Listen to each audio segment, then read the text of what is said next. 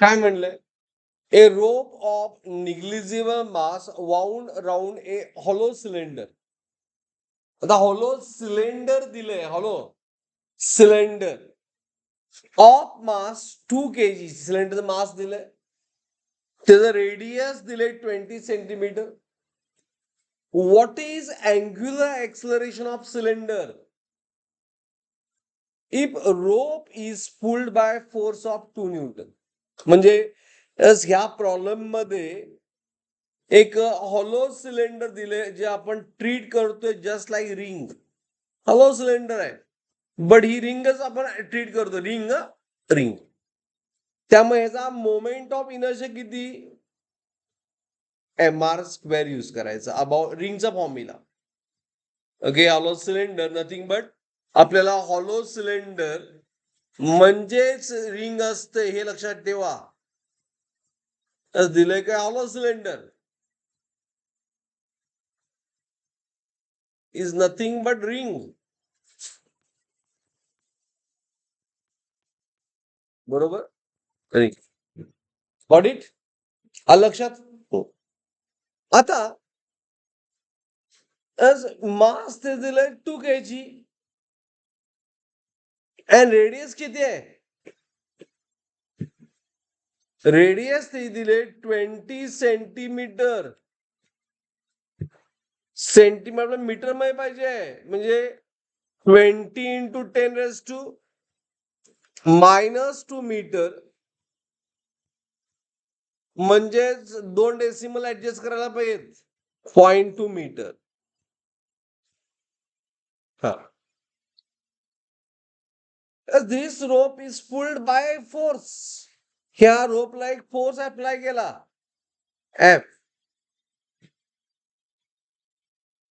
ही radius R आहे, आणि त्यामुळं हा सिलेंडर रोटेड विथ अल्फा. आणि तो अल्फा फाइंड करायचा आहे आपल्याला.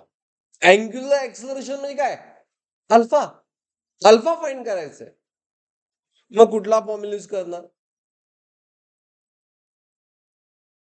कुठला फॉर्म्युला यूज करणार?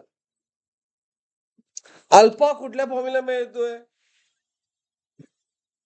Torque is I alpha. बरोबर.